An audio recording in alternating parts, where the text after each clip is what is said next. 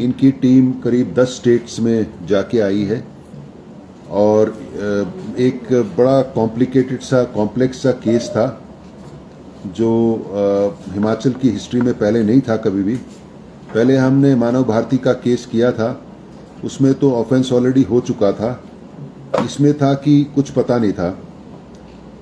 और मेरे दाहिने तरफ श्री सत्येंद्र पाल सिंह है, एडीजी सीआईडी, क्योंकि ये केस सीआईडी में भी दर्ज हुआ था और मोस्ट ऑफ द डिस्ट्रिक्ट्स में सीआईडी के केस के तहत ही काम किया था, तो वो भी मेरे साथ है। और एसपी शिमला मोनिका भी साथ हैं और साथ ही हमारी टेक्निकल टीम है। तो सबसे पहले हमारे साथ सारे एसपीज भी जुड़े हुए हैं, एसआईटी के बाकी मेंबर्स भी जुड़े हुए हैं। बहुत कॉम्प्लिकेटेड केस है और आपको ये देख के ताज्जुब होगा कि इन्होंने कैसे इन्वेस्टिगेट किया और कितनी इनको मुशक्कत लगी। तो मैं श्री मधुसूदन को बोलता हूँ थोड़ा ब्रीफ इंट्रोडक्शन के बाद आपको प्रेजेंटेशन दें तो आपको पता लगेगा कि कितना इसका नेटवर्क था। मैं साथ ही साथ मधुसूदन जी को ये भी बधाई देना चाहता हूँ कि ये जो इंटरस्टेट पेपर लीक के क्रिमिनल्स हैं, गैंगस्टर्स हैं, किंग पिन्स हैं, एजेंट्स हैं, उनकी इन्होंने इतनी गिरफ्तारी की और जब उनकी इंटरोगेशन हुई तो पता लगा कि पूर्व में भी पहले भी इन्होंने बहुत पेपर्स लीकेज में काम किया था।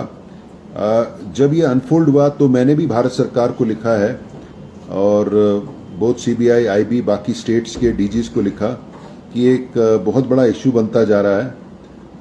हमारी रिक्रूटमेंट के बाद राजस्थान पुलिस की भी रिक्रूटमेंट थी।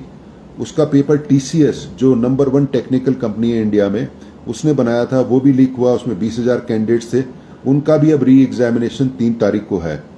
साथ ही साथ राजस्थान में इतने पेपर लीक्स हुए कि राजस्थान सरकार ने एक 2 मेंबर कमेटी बनाई है जिसमें एक हाई कोर्ट जज है और मिस्टर ML कुमावत, पहले डीजी बीएसएफ रह चुके और राजस्थान पब्लिक सर्विस कमीशन के वो चेयरमैन रह चुके हैं। वो भी राजस्थान गवर्नमेंट को भी रिपोर्ट सबमिट कर रही है।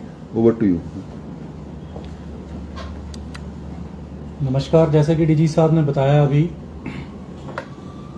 कि ये केस अपने आप में एक यूनिक केस था। आप सबको विदित है कि जैसे ही पुलिस को पता चला कि पेपर जो क्वेश्चन पेपर था वो लीक हुआ है, उसको वेरीफाई किया गया। उसके बाद कांगड़ा जिला में थाना गग्गल में एक केस दर्ज हुआ।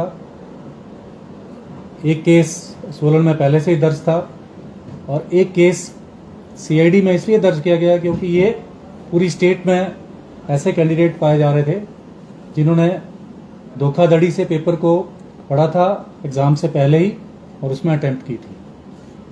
तो जब डीजी साहब ने एसआईटी बनाई थी उस टाइम इन्होंने यही निर्देश दिया था कि इसको बिल्कुल निष्पक्ष होके आपने कार्रवाई करनी है। आपने भी पेपर्स में उस दौरान इसको फॉलो अप करते रहे हैं, काफ़ी कुछ लिखा भी है। लेकिन हमारी जब एसआईटी पहली बार बैठी है, पहली जो हमारी आपस में विचार विमर्श हुआ है, उसमें हमने 4-5 पॉइंट्स जो थे उसके ऊपर बिल्कुल क्लियर कट अपने आप को निश्चित बना लिया था कि हम ये इन्वेस्टिगेशन इसी तरीके से करेंगे। सबसे पहले बात ये थी कि हम इस इन्वेस्टिगेशन को साइंटिफिक और प्रोफेशनल तरीके से करेंगे। किसी भी सूरत में ह्यूमन राइट्स की वायलेशन नहीं करेंगे, मानवाधिकार का उल्लंघन नहीं करेंगे, चाहे कुछ भी हो जाए।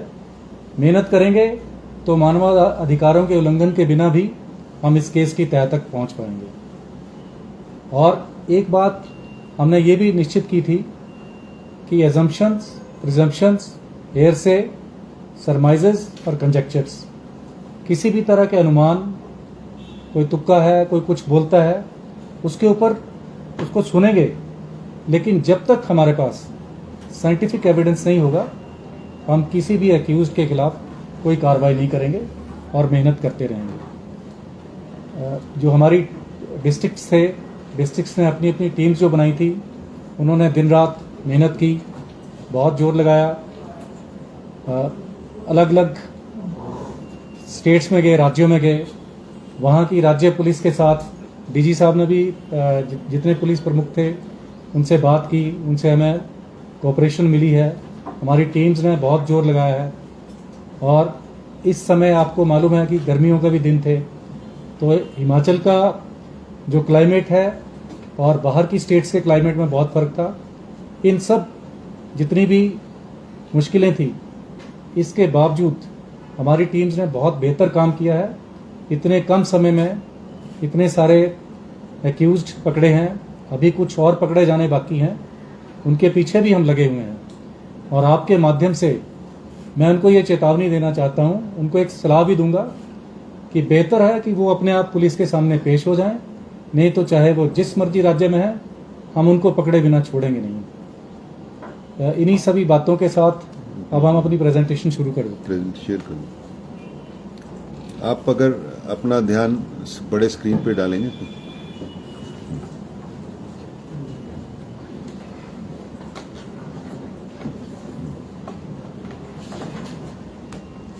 जैसे अभी मैंने आपको बताया कि स्टेट पुलिस ने जो police constable recruitment written exam था, इसको करना आगे, इसको पीछे, उसकी लीकेज का जब पता चला तो इसमें 3 केस दर्ज हुए थे और पुलिस महानिदेशालय के आदेशानुसार एक स्पेशल इन्वेस्टिगेशन टीम बनाई गई थी, जिस स्पेशल इन्वेस्टिगेशन टीम का मुझे इंचार्ज बनाया गया था।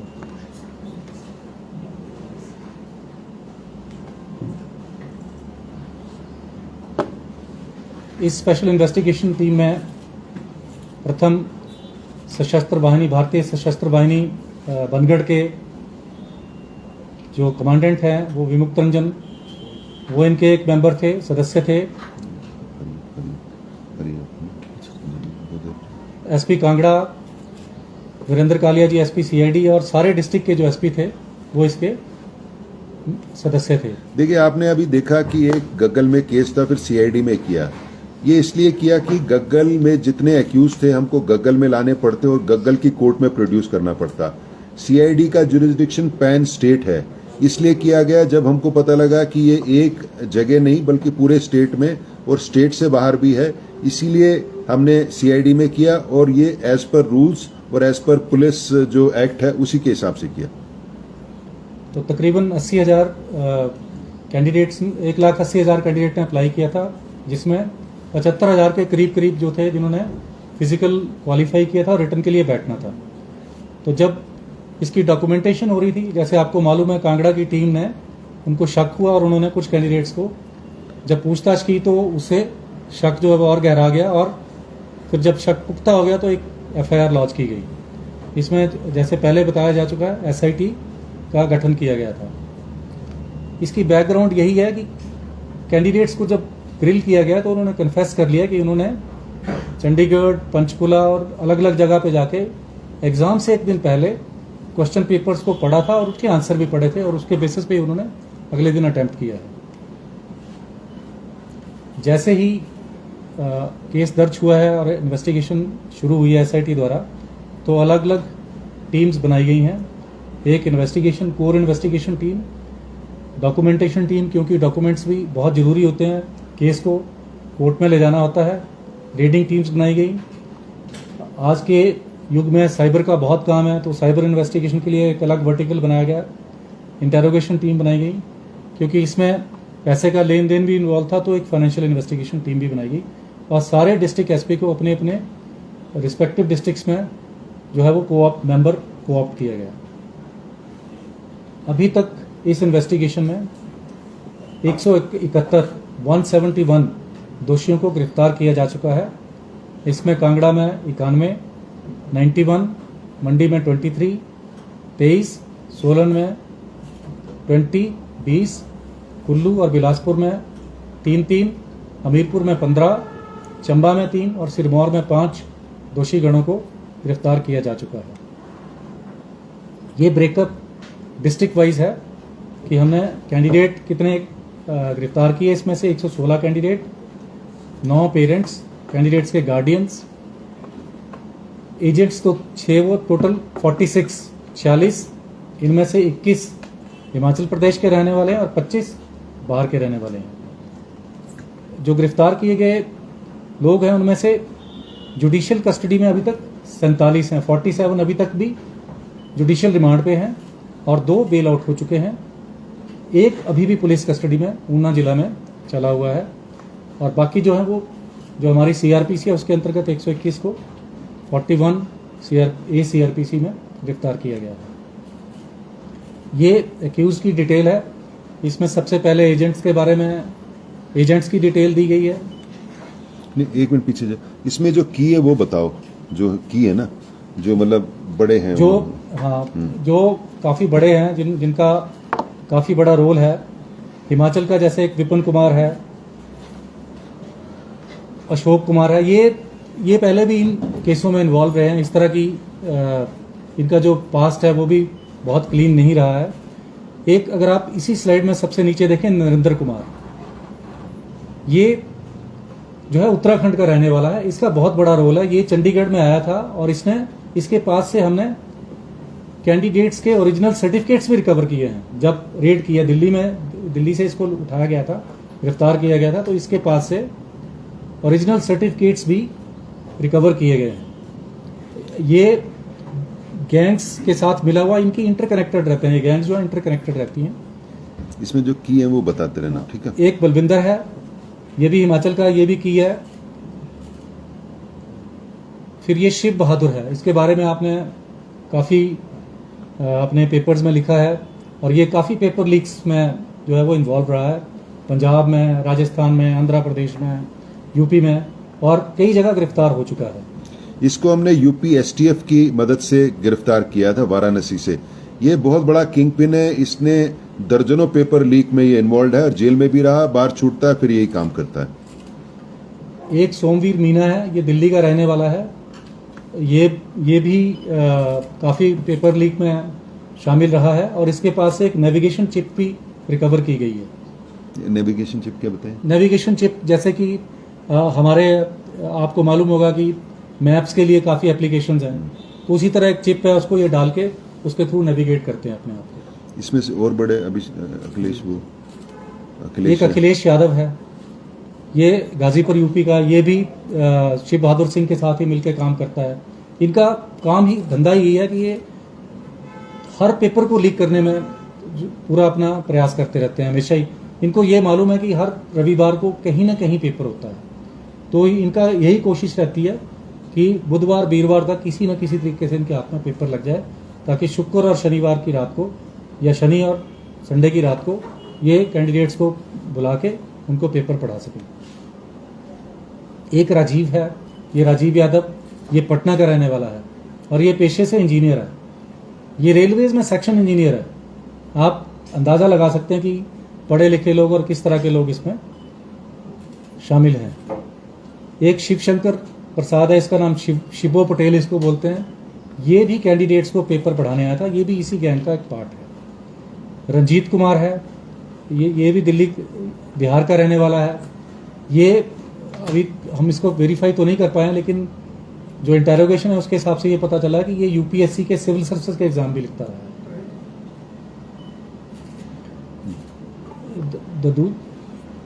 धनंजय जसवार है, ये भी मेन बिहार का रहने वाला है।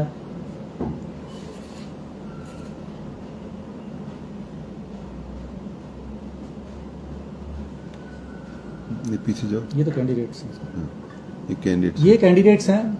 इन्होंने लालच में आके और गलत तरीके अपना के पेपर को अलग अलग जगह जाके पढ़ा, और अगले दिन क्योंकि इनको क्वेश्चन के आंसर्स बता दिए गए थे, तो अगले दिन जाके इन्होंने एग्ज़ाम में वही आंसर जो है वो अटेम्प्ट किए हैं। ये सभी कैंडिडेट्स हैं।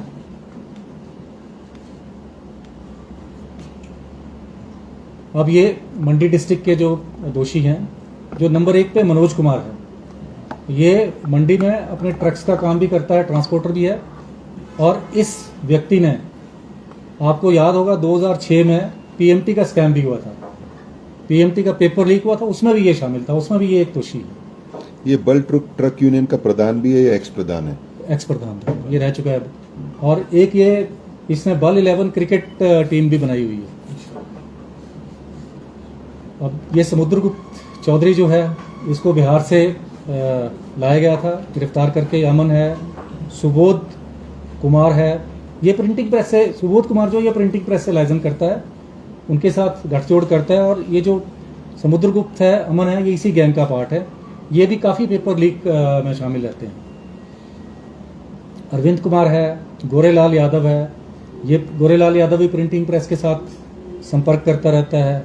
सुधीर यादव प्रिंटिंग प्रेस में ही काम करता है, जिस प्रिंटिंग प्रेस में ये पेपर छपा था उसी प्रिंटिंग प्रेस में काम करता है। इसी तरह गौतम कुमार है, ये भी इसी गैंग का एक हिस्सा है। अब ये मंडी जिला के जो कैंडिडेट हैं जिन्होंने पेपर लीक होने के बाद पेपर को और आंसर्स को पढ़ा है, ये सोलन जिले के एजेंट्स हैं। इसमें एक ये रमेश कुमार भारद्वाज है, ये सरका घाट का रहने वाला है। इसने भी कैंडिडेट्स को इकट्ठा किया था और पेमेंट की थी। सोलन का एक, आपको मालूम है राजस्थान में हमारा कि दोषी है, उसके पीछे लगे हुए हैं, देर सवेर वो भी हाथ में आ जाए। वो इनकम टैक्स का ऑफिसर है, चित्तौड़गढ़ में काम करता है और सीकर का रहने वाला है। उसने अपनी वाइफ के नाम पे भी पैसा ट्रांसफर कर दिया। उसकी वाइफ को हम अरेस्ट नहीं कर पाए क्योंकि वो एडवांस स्टेज ऑफ प्रेगनेंसी में है। ये सोलन के कैंडिडेट्स हैं। ऊना जिला, ये जो राशिद मोहम्मद है, सबसे पहले ये ऊना का ये रहने वाला है। ये शिव बहादुर के साथ कांटेक्ट में आया था, संपर्क में। ये जेल में इकट्ठे रहे हैं और वहां से ही इन्होंने, इनके आपस में संपर्क हो गए थे और वहीं से इनकी वाकफियत हो गई थी। इसी तरह राहुल, ये भी सरकारी इसमें पीडब्ल्यूडी में शायद नौकरी करता है, हरियाणा सरकार में ये सर्विस करता है, सेवारत है। फिर ये ऊना जिला के कैंडिडेट हैं। कुल्लू में एजेंट है, पूछिए। कुल्लू में ये लोकल एजेंट है। ये मनोज जो है, जो मैंने मंडी वाला बताया था, पीएमपी स्कैम वाला जो व्यक्ति था, उसके संपर्क में था। उसके थ्रू इसमें कुल्लू के कैंडिडेट को पेपर जो है वो लीक में उसकी मदद की थी। ये बिलासपुर के हैं। बिलासपुर, कुल्लू और मंडी ये आपस में इंटरलिंक्ड है। इनका कनेक्शन जो है वो आपस में लगा रहा, इनका कनेक्शन एस्टेब्लिश हुआ है। ये हमीरपुर में है। हमीरपुर में आप देखेंगे सबसे ऊपर मोहम्मद गालिब है, ये भी यूपीएससी वगैरह का एग्जाम देता रहा है। और एक चिरंजीव चिंतन है, ये भी एक दो बार पहले गिरफ्तार हो चुका है। इसके पास से भी काफ़ी एविडेंस हमें मिला है। ये लोग सिर्फ पुलिस का ही पेपर नहीं, ये हर तरह के पेपर लीक करते हैं और इनके पास हमें काफ़ी सारे साक्ष्य जो हैं, एविडेंसेस मिले हैं। अभिषेक सिंह वाराणसी से, ललित कुमार उत्तराखंड का, सुभाष चंद्र वर्मा ये अम्बेडकर नगर यूपी का, डिस्ट्रिक्ट अम्बेडकर नगर का है। और उसके बाद जो लोकल, जैसे रवि कुमार है, ये लोकल एजेंट्स हैं। फिर ये हमीरपुर के अभ्यर्थी जो हैं, कैंडिडेट्स हैं। चंबा में भी 2 एजेंट पकड़े गए हैं, ये हरियाणा के हैं। और एक कैंडिडेट ये चंडीगढ़ गया था, इसको भी गिरफ्तार किया गया है। इसी तरह सिरमौर में एक एजेंट है, एक पेरेंट हैं और 3 कैंडिडेट्स हैं। अब इनसे जो रिकवरीज हुई हैं उसके बारे में बात करते हैं। तो एजेंट से टोटल 10,89,760 रुपये, 10,89,060 रुपीज़, 760 रुपीज़, 6,000 रुपये नेपाल की करेंसी, 6 कारें, 185 mobile, 5 laptop, 1 DVR, 10 hard disk, 3 pen drive, 3 memory card, 3 JioFi के डोंगल, 8 ओरिजिनल सर्टिफिकेट कैंडिडेट्स के, मैट्रिक और +2 के, और 2 अकाउंट पासबुक, 2 चेकबुक, और जो फाइनेंशियल ट्रांजैक्शंस हैं, जो इनकी वित्तीय लेन देन था उसको संबंधित 18 पेज। काफी पेमेंट इन्होंने कैश में की थी, काफी ऑनलाइन की थी। ऑनलाइन के भी डिटेल्स इनके पास अब हैं, सारी पेमेंट्स। अभी तक की इन्वेस्टिगेशन में नहीं आया। शिमला की भी अभी तक की इन्वेस्टिगेशन में नहीं आया, लेकिन चल रहा है। अभी इन्वेस्टिगेशन हमने कंक्लूड नहीं की है। मैं आपको ये बता दूं कि कंक्लूड नहीं की है। ये 3 पैन कार्ड है, 2 आधार कार्ड है, ये जो सारी डिटेल्स हैं, ये सारी रिकवरी की हैं। और जितना भी मटेरियल जो हमने FSL, फोरेंसिक साइंस लेबोरेटरी में भेजना था,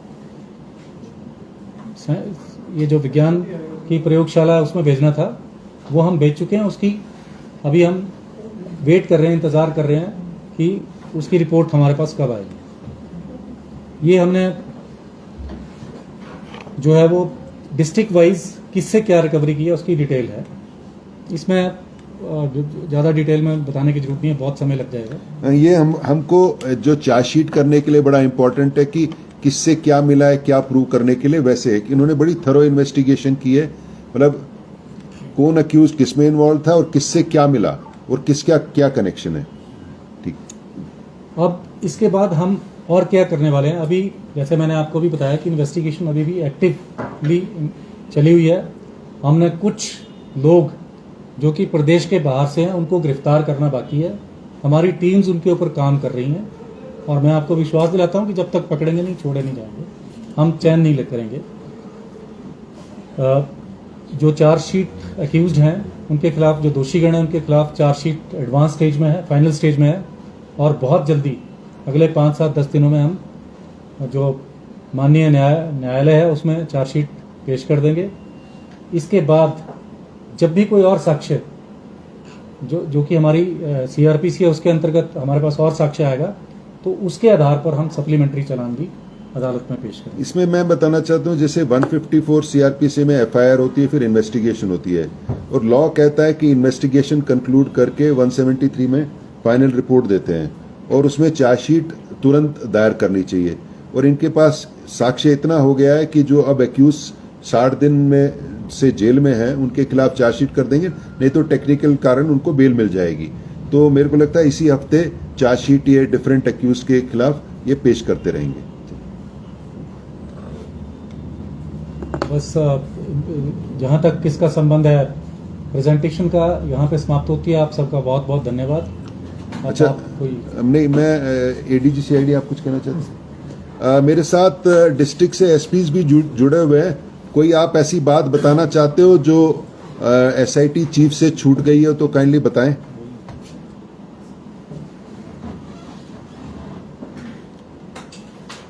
कोई ऐसी बात छूट गई हो तो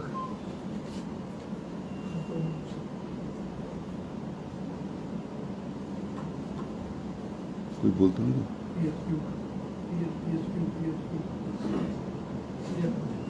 कोई कुछ कहना चाहते हैं?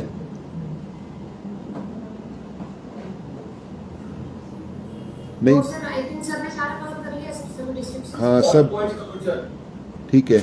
अगर ऑल ओके है तो मैं हमारे मीडिया बंधु से पूछना चाहता हूं अगर कोई क्वेश्चंस है उनके, कोई मतलब क्लैरिफिकेशन के लिए क्वेश्चंस। हालांकि इन्होंने बड़ा थरो काम किया है, पूरा ये बता भी दिया है और इसकी जो हम प्रेस नोट भी आपके साथ शेयर कर देंगे पूरे डिटेल्स।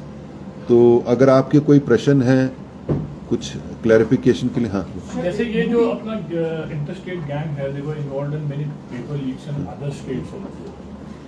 हिमाचल में पुलिस रिक्रूटमेंट के अलावा क्या और पेपर्स में भी इनका हाथ है? कोई लीक हुआ है, कोई ऐसा एविडेंस आया है सर? देखिए, जो सोमवीर मीना इन्होंने बताया था, वो जब हमने दो लोग को इन्होंने जब इन्वेस्टिगेट किया तो इन्होंने थर्ड को बताया कि एक राजस्थान में पशुधन सहायक, एनिमल हस्बेंड्री ना असिस्टेंट जो होता है डिपार्टमेंट, और एक एफएमजी होता है फॉरेन मेडिकल ग्रेजुएट, जो यूक्रेन वगैरह रशिया से आते हैं ना, उनकी एमडी का। तो पहला वाला भी 4 तारीख को होना चाहिए था एग्जाम और दूसरा वाला भी 4 तारीख को था। तो हमने तुरंत राजस्थान सरकार को बताया क्योंकि इनके हिसाब से पहला वाला पेपर 8 लाख में बेचना था और दूसरा वाला पेपर 20 लाख पर इंडिविजुअल बेचना था। तो हमने तुरंत जो कंसर्न्ड अथॉरिटीज है राजस्थान गवर्नमेंट को बताया, राजस्थान के डीजीपी को बताया, राजस्थान के चीफ सेक्रेटरी से इनसे खुद से बात की मैंने, और भारत सरकार की हेल्थ मिनिस्ट्री को बताया कि ये है। तो जैसे जैसे इनके निकल रहे हैं हम कंसर्न्ड अथॉरिटीज को बताते भी जा रहे हैं, लेकिन ये समय रहते, क्योंकि ये इन्होंने इनकी जो रेवलेशन 3 तारीख को हुई थी और 4 को एग्जाम होना था, तो हमने इनकी कंसर्न्ड अथॉरिटीज को बताया था। और ये बताएंगे इन्होंने पूर्व में भी ये तो दर्जनों पेपर इन्होंने लीक किए हैं। बताएं। सवाल ये है कि हिमाचल में कोई और पेपर भी लीक हुआ है या कोई ऐसा एविडेंस आया है कि चलो पुलिस का कोई ग्रुप आ गया है? Other papers also which have been conducted in Himachal, have they been leaked या कोई ऐसा एविडेंस आया है अभी? एक्चुअली हमारा फोकस जो है ना वो इसी केस को लेके है, लेकिन इनका ये कहना है कि ये पेपर सारे लीक करते हैं। अब पेपर पूरे भारत में इतने होते हैं हर रविवार को कि एक एक डिटेल इनको भी याद नहीं रहती है। डीजीपी साहब, इनकी मोडस ऑपरेंडी क्या रहती है? इनकी मॉडस ऑपरेंडी ये है, जैसे जो प्रिंटिंग प्रेस में है, आपने देखा काफी ज्यादा ये जो पकड़े गए ये बिहार से हैं, यूपी से हैं, तो ये स्मॉल टाइम पेटी जॉब्स करते हैं उसमें। हमारे इसमें भी जो बाहर लीक करने वाला था वो पेपर कटर था। जैसे ना प्रिंटिंग प्रेस में रेगुलर एम्प्लॉयज होते हैं, अगर लोड ज्यादा आ जाता है तो एडहॉक एम्प्लॉयज रखते हैं। तो ये जो हमारे केस में जो था वो जो एक बार प्रिंट करने कट करके जो स्टेपल करते हैं ना, वो था इंडिविजुअल। हाँ क्या बिहार पूछना? का सुधीर यादव जो प्रिंटिंग प्रेस में कर्मचारी। हाँ जी हाँ। तो ये क्या है, इन्होंने बड़े डीप लोग अपने इसमें डाले हुए हैं, और ये इतने प्रिंटिंग प्रेस दिल्ली एनसीआर के पास या कहीं भी है, वहां इनके लोग हैं।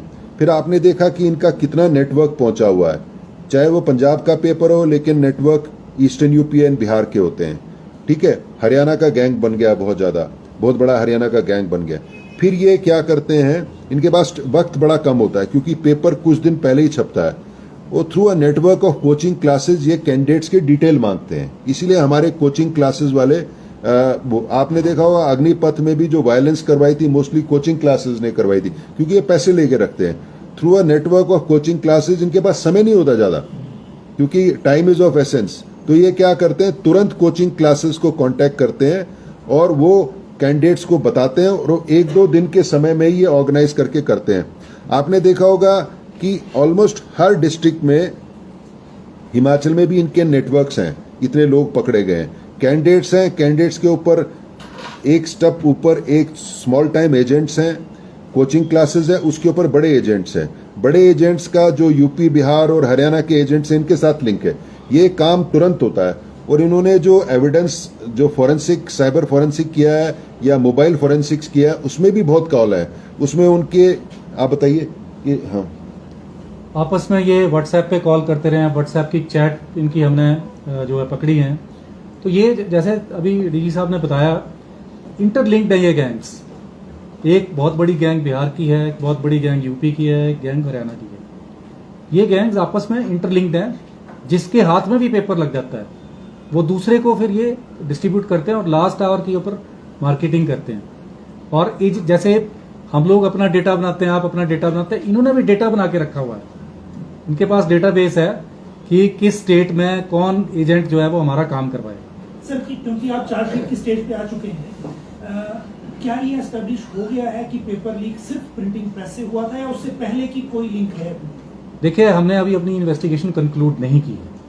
सर, क्या ये भी अब तक की जांच के आधार पर हम ये लिख सकते हैं कि अब तक की जांच में पुलिस के किसी अधिकारी या कर्मचारी की कोई भूमिका नहीं पाई गई? अब तक की जांच में नहीं है, लेकिन इसको मैं रूल आउट नहीं करता। मैंने इसीलिए बोला कि कंक्लूड नहीं किया है। इन्वेस्टिगेशन अभी कंक्लूड नहीं की है, इन्वेस्टिगेशन जारी है। अगर कोई साक्ष्य आया तो किसी को भी स्पेयर नहीं किया जाएगा। हाँ, मैं आपको ये बता दूं, जब हमारी पहली मीटिंग हुई थी तो हमारा एक मोटो है, लोगो है हमारी हिमाचल पुलिस का, निर्भय, निष्पक्ष, सत्यनिष्ठ। हम सब टीम मेंबर्स ने यही बोला था कि हम बिना किसी दबाव के बिल्कुल सही काम करेंगे, चाहे कोई कितने से कितना बड़ा भी हो, उसको स्पेयर नहीं करेंगे और उसके अगेंस्ट। क्या जब पेपर प्रिंटिंग के लिए प्रिंटिंग प्रेस में दिया तो हमने क्या प्रिंटिंग प्रेस का एंटीसीडेंट्स या उसका बैक हमने वेरीफाई नहीं करा कि वो कैसा है? या ये इन्वेस्टिगेशन का विषय है, इसे अभी हमारे तक ही छोड़ें। थोड़ा बहुत लेकिन इसके ऊपर हम काम कर रहे हैं। It is work in progress. Officer है, उन्होंने नहीं करा। It is work in progress, ये काम कर रहे हैं। मैं तभी तो बोल रहा हूँ कि अभी इन्वेस्टिगेशन कंक्लूड नहीं हुई। अच्छा, इसमें फ्यूचर में ना हो कि सरकारी प्रिंटिंग प्रेसेस भी होती हैं, वहां नहीं छापा जा सकता? मतलब ऐसे सर, जैसे 3 जुलाई के लिए हमने क्या स्टेप और लिए? देखो, नहीं अभी देखिए, ऐसा एक एक करके लेते हैं। देखो, जो ये इशू है, this I have flagged with government of India कि ये एक बहुत बड़ा ऑर्गेनाइज क्राइम बन रहा है। और राजस्थान में तो मैंने बताया, राजस्थान गवर्नमेंट ने 2 मेंबर कमेटी, जिसमें हाई कोर्ट जज है, previous Rajasthan public service commission, उनको लगाया। They are soon to submit their report. 180 page की रिपोर्ट है जिसमें 100 रिकमेंडेशन है। लेकिन उन्होंने ये भी बताया कि ये ज्यादा नॉर्थ इंडियन स्टेट्स में होता है, साउथ इंडियन स्टेट्स में कम है। अब you have to depend on the network of printing presses that are available. और हमने ये देखा है, प्रिंटिंग प्रेसेस में नॉर्थ इंडिया और स्पेशली ईस्ट में काफ़ी डीप इन्होंने अपने लोग बिठा दिए हैं।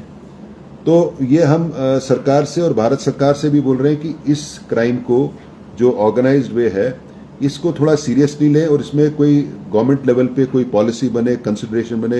हाई सिक्योरिटी प्रेस जैसे नोट्स बनते हैं जहाँ, these are high security presses, ऐसे ही पेपर प्रिंटिंग के लिए भी कोई हाई सिक्योरिटी गवर्नमेंट प्रेस होनी चाहिए which is fail proof, full proof, idiot proof, जिसको जो भी बोले। ये हम भारत सरकार के साथ हमने लिया क्योंकि ये हमने जब इन्वेस्टिगेट किया, देखिए इतनी बड़ी इन्वेस्टिगेशन किसी एजेंसी ने आज तक नहीं की, इवन सीबीआई ने भी आज तक नहीं की, और इतने ज्यादा एक्यूज आज तक किसी ने नहीं पकड़े। और हम राज्य सरकारों का धन्यवाद करते हैं, यूपी ने the chief minister's office personally got involve, UP DGP got involve, STF हमारे साथ लगी रही और ये इन्होंने जो बिल में छुपे हुए थे उनको निकाला। ऐसे ही बिहार में, तो ये हमको सामने आया है कि ये खाली हमारा एग्जाम नहीं है, पूर्व में इन्होंने बहुत एग्जाम किए थे। तो ये क्या है, जैसे मधुसूदन ने बताया, इनके पास एक शेड्यूल रहता है कि कौन सा पब्लिक एग्जामिनेशन कब होगा, और ये लग जाते हैं उस पर, बिकॉज ये उसी नेटवर्क में है कि प्रिंटिंग प्रेस कहाँ है, उसका कौन एम्प्लॉय है, ये लग जाते हैं। और मोस्टली एग्जाम्स के, काफी एग्जाम्स के ये पेपर लीक कर पाते हैं। यही हिस्टोरिकली आया, आपने देखा। अदरवाइज बिहार का हिमाचल से क्या कनेक्शन है, ईस्टर्न यूपी का हिमाचल से क्या कनेक्शन है। राजस्थान में जो एक इनकम टैक्स में था, वो पहले बीएसएनएल में काम करता था यहाँ, और वो चित्तौड़गढ़ में वो एविडेंस है कि जो सोलन का गैंग है उसको वो कर रहा था, वो अभी ही is absconding. We have written to principal chief commissioner of income tax in Jaipur to make him available here. तो ये जब हमने इसको अनर्थ किया, मतलब जब इसको इन्वेस्टिगेट किया, ये जितना हमारा एक्सपेक्टेशन था उससे बहुत ज्यादा है। आपने देखो 171 गिरफ्तारियां तो हो चुकी हैं, और किसी केस में मेरे को लगता है हिमाचल प्रदेश में इतनी ज्यादा गिरफ्तारियां आज तक नहीं हुई। और ये जैसे मधुसूदन ने बताया, वर्क इन प्रोग्रेस है, अभी और भी होंगे। कुछ किंग पिन्स हमसे बच गए हैं, और जैसे ये बोला है कि ये तय तक पहुंचेंगे और सच्चाई से काम करेंगे। सर, कोई अपडेट सीबीआई वाले इशू पे? प्रेजेंट स्टेटस लेमैन जो लोग हैं, जितने पार्टिसिपेंट थे, जितने पेरेंट्स हैं या बाकी पब्लिक ये जानना चाहती है, सिंस दिस गवर्नमेंट ने कहा है कि केस सीबीआई इसको देखिए, सीबीआई ने केस लिया नहीं है, एसआईटी काम कर रही है, एसआईटी का अभी प्रेजेंट स्टेटस कहाँ है, एसआईटी अब इस मामले में कहाँ तक पहुंची? तो वही तो इतना बड़ा प्रेजेंटेशन तो वही किया ना इन्होंने। आप थोड़ा बताएं, लोग जानना चाहते हैं कि ये केस कहाँ तक पहुंचा। नहीं, टोटल इन्होंने बताया कि 171 लोग अरेस्ट हो चुके हैं, जिसमें 46 एजेंट्स हैं, 116 कैंडिडेट्स हैं, 9 पेरेंट्स हैं। और दूसरी बात यह है कि क्योंकि 60 डेज लोगों के कस्टडी में होने वाले हैं, हम उनके खिलाफ चार्जशीट करेंगे। जैसे मानव भारती में हमने चार्जशीट किया था, सप्लीमेंट्री चार्जशीट किया था, सप्लीमेंट्री और चार्जशीट किया था, और जो विदेश में थे उनके अगेंस्ट इंटरपोल नोटिस हमने किया, उनको वापस लाने की प्रक्रिया की। देखो, अल्टीमेटली हमको करना तो ये रूल ऑफ लॉ से ही पड़ेगा, और रूल ऑफ लॉ में, क्योंकि ये ऑलमोस्ट ट्रंक्स की एक डॉक्यूमेंटेशन होगी, ट्रंक्स टुगेदर, और ये सारे कोर्ट में कई बार पेश हुए हैं। और हमारी इन्वेस्टिगेशन को हाई कोर्ट ने भी स्टैंप किया है, हमारी इन्वेस्टिगेशन को सबऑर्डिनेट कोर्ट्स ने भी किया, क्योंकि बार बार ये फाइलें कोर्ट में जाती है जब हम प्रोडक्शन के लिए जाते हैं या जुडिशियल कस्टडी के लिए जाते हैं। और जैसा मधुसूदन साहब ने बताया कि हम तुरंत लगे हुए हैं, जहां जहां इनफ एविडेंस है वहां चार्जशीट हम करते रहें, ताकि उनको टेक्निकल रीजंस पे बेल ना मिल पाए। सर, सीबीआई से कोई फीडबैक अभी तक है? कोई वो हमको नहीं है, वो स्टेट गवर्नमेंट को आएगा। हम तो हमको तो नहीं पता वो। आपने बोला 171 अरेस्ट कर लिए, इसमें कितने वांटेड और हैं, और सेकेंडली आपने बोला कि सेंटर को लिखा है कि इसमें वो गवर्नमेंट की प्रेस बनाई जाए, ये आपके थ्रू लिखा गया या स्टेट गवर्नमेंट के थ्रू, किसको लिखा गया? नहीं, ये ऐसा है कि ये हमने जो इंटेलिजेंस एंड सिक्योरिटी एजेंसीज है ना गवर्नमेंट की, गवर्नमेंट सेंट्रल गवर्नमेंट को, उनको आगाह किया कि ऐसा हुआ, और ये इतना बड़ा केस है, हम छोटा स्टेट है, हमारी कैपेसिटी छोटी है, तो उन्होंने बताया कि ऐसा और अन्य स्टेटों में भी हो रहा है। अभी जेएनके गवर्नमेंट ने एक कमेटी बनाई है, उनका सब इंस्पेक्टर का एग्जाम का वो लीक हुआ है, बड़े हाई लेवल की उन्होंने कमेटी बनाई है। तो ये जैसे राजस्थान गवर्नमेंट ने तो कमेटी बना दी, इसकी रिकमेंडेशंस हैं, और रिकमेंडेशन जैसे राजस्थान गवर्नमेंट की है उसको भी हम स्टडी करेंगे, अपने उसको लाएंगे। ये तो हो गया कि आगे फ्यूचर क्या होगा, क्या नीति बनेगी। लेकिन हमने सेंट्रल इंटेलिजेंस एंड जो इन्वेस्टिगेटिंग एजेंसीज है उनको भी आगाह किया है कि this is a big crime and this is a emerging crime, और इस पे प्रॉपर फोकस होना चाहिए। और सीबीआई को इसका मतलब एक सेंट्रल डाटाबेस बनना चाहिए कि कौन कौन ऑर्गेनाइज क्रिमिनल्स है। जैसे आपने देखा इसमें तो बहुत क्रिमिनल्स बहुत बार इन्वॉल्व थे। हाँ, सो बेसिकली अब तक ये क्राइम है रेडार के नीचे था, मतलब हमारे रेडार में ही नहीं था। ये सोचते थे कि छोटा मोटा कुछ है, लेकिन अब ये निकल के आया कि ये तो बड़े प्रोफेशनल गैंग्स इसको करते हैं और उनका काम ही खाली ये है। सर जो एक्यूज्ड है अभी, जो एक्यूज्ड है सर अभी, क्या उन्हें वो एग्जाम में बैठ पाएंगे? कोई डिसीजन हुआ है इस पे? नहीं, वो तो सेक्शन 10 है, रूल 10 है हमारा उसका जो रिक्रूटमेंट का, anyone who uses foul means he will be disqualified. तो हमने तो कर दिया और सरकार को इन्फॉर्म कर दिया। उसमें सेक्शन 10 है हमारा, रूल 10 है, anyone who uses foul means. तो ये तो फाउल मींस भी यूज किए, इन्होंने अरेस्ट भी हुए हैं।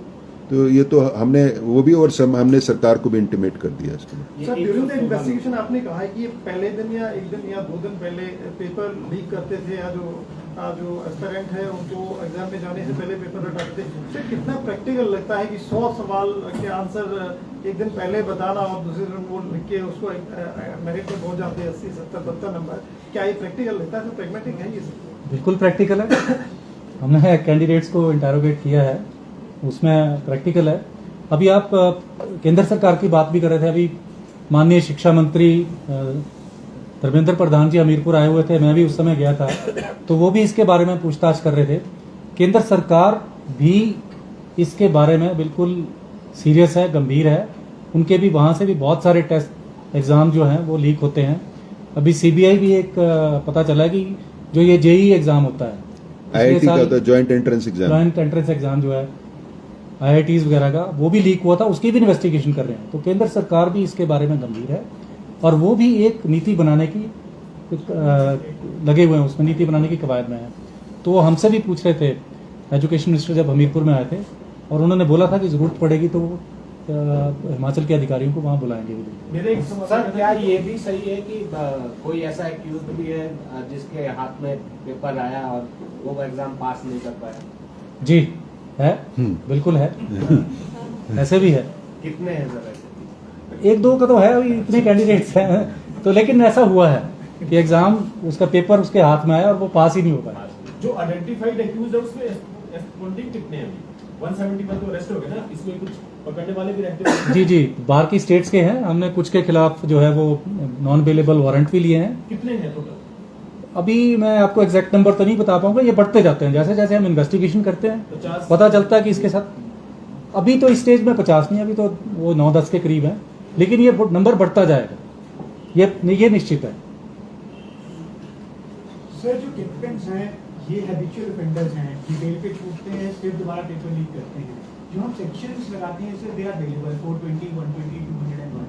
Do you think there is a need of some strict action and provisions to tap them? ये मैंने केंद्र सरकार को, डायरेक्टर सीबीआई को लिखा है कि ये जो 420 का सेक्शन है ना, जब अंग्रेजों ने कानून बनाया था उन्होंने ये नहीं सोचा था कि इतना सीरियस क्राइम हो जाएगा, लेकिन आज ये उभर के आया है कि ये बड़ा ऑर्गेनाइज्ड और सीरियस क्राइम है। खाली ये नहीं है, ये this is about public service. जब गलत लोग पब्लिक सर्विस में आएंगे तो गलत ही काम करेंगे आगे। It is not about just passing opportunity. जो हमने देखा, जो राजस्थान का जो इनकम टैक्स ऑफिसर था जो भी भागा हुआ है, वो तो वहां भी चित्तौड़गढ़ में भी यही काम कर रहा था। वो 8-8 लाख लेके लोगों से बोल रहा था मैं ये एग्जाम करा दूंगा, वो एग्जाम करा दूंगा। हाँ, टेलर, जो संदीप टेलर है। तो इसमें भय ये है कि जो इस प्रोसेस से आते हैं वो पूरी गवर्नमेंट सर्विस या पब्लिक सर्विस को फ्यूचर में प्रेजुडिस कर देंगे। आपने देखा, इन्होंने एक बताया कि भिवानी में पीडब्ल्यूडी का काम करता है, एक रेलवेज में सेक्शन उसका काम करता है। अगर आप गवर्नमेंट सर्विस में, आपको इन चक्रों में क्यों पढ़ने की जरूरत है? लेकिन वो खुद ही इसी चक्कर से आए हैं। तो ये बड़ा सीरियस है। It is not about just leaks, it is about कि फ्यूचर पब्लिक सर्विस है, स्पेशली लोअर मिडिल लेवल पे कैसी हो। तो हमने सरकार को लिखा है कि इसमें लॉ चेंज करने की भी जरूरत है। ये ऑफेंस नॉन बेलेबल होना चाहिए। और उन्होंने बोला था, राजस्थान के डॉक्टर कुमावत ने, पब्लिक सर्विस कमीशन है, उन्होंने बोला राजस्थान ने चेंज भी कर दिया राजस्थान ने कुछ 10 साल की सजा कर दी है और प्रॉपर्टी फॉरफीचर भी कर दी है। उन्होंने काफी चीजें राजस्थान ने कर दी, हम उसको अब स्टडी करेंगे। राजस्थान में ये बहुत बड़ी प्रॉब्लम थी क्योंकि पिछले इतने सालों में कोई रिक्रूटमेंट कर ही नहीं पाए।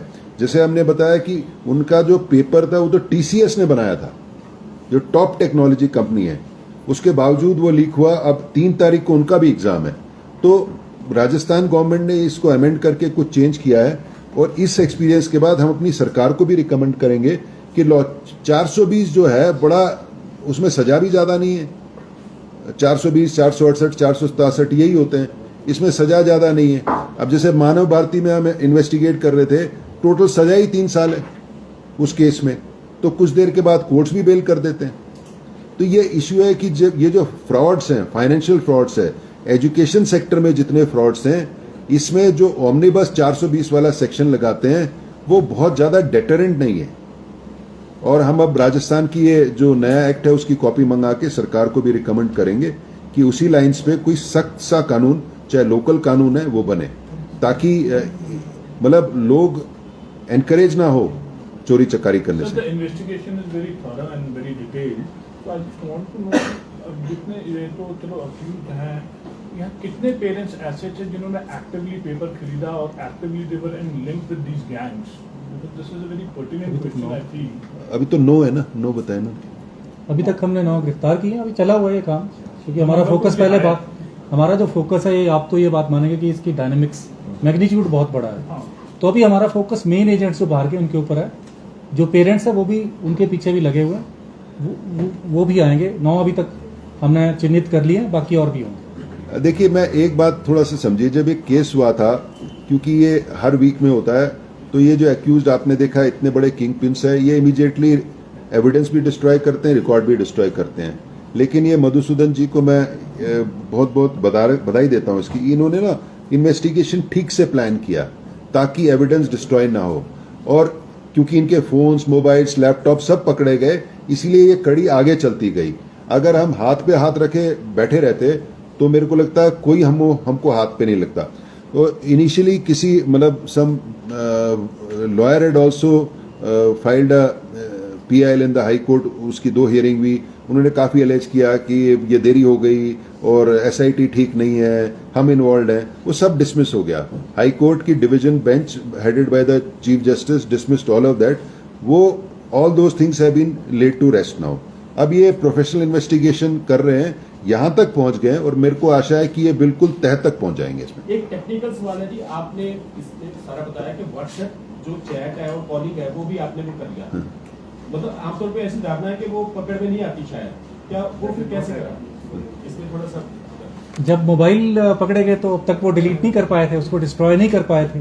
अच्छा, जैसे डी साहब ने बताया कि हमने इमीडिएटली एक्शन में आ गए और हमने अपनी प्रायोरिटीज फिक्स कर दी कि ये वाला एक्यूज्ड, ये वाला एक्यूज्ड, ये वाला एक्यूज्ड, ये दोषी हमारे लिए प्रायोरिटी है। तो इससे पहले कि वो कुछ समझ पाता, पुलिस की रेडिंग टीम वहां पहुंच गई और उसका हमने मोबाइल सीज कर लिया। वो मिल गया, डिलीट कर दे तो फिर पकड़ में नहीं आएगा। फिर रिकवरी के लिए मुश्किलें होती है, रिकवर हो जाता है, ऐसा नहीं है कि नहीं होता है, लेकिन उसके लिए अलग अलग टूल्स, अलग अलग कई प्रयोगशालाओं में जाना पड़ता है कई बार। देखिए, ये हिमाचल में हुआ था। आप देखिए, एक पिंकू जायसवाल करके था, लखनऊ में रहता था और उसको ईस्टर्न यूपी से STF ने पकड़ा। से में शिवदेव सिंह जो है वो भी कहीं वाराणसी के पास छुपा हुआ था। तो निष्कर्ष ये जो आया है कि it is a very well oiled organised crime. It is a well oiled organised crime where criminals know each other. इनकी तो कोई बाउंड्रीज होती नहीं, लेकिन हमारी स्टेट की बाउंड्रीज होती है। मैं पंजाब में कुछ नहीं कर सकता, पंजाब हम में नहीं कुछ करता। ये रियलाइजेशन हुई और इसको रियलाइजेशन के बाद हम एड्रेस करेंगे, चाहे सरकार को नीति में चेंज करने के लिए, लॉ में चेंज करने के लिए, प्रोसीजर ऑफ एग्जामिनेशन चेंज करने के लिए, लेकिन ये निकल के यही आया है। सही, आप कुछ बोलना चाहिए प्लीज।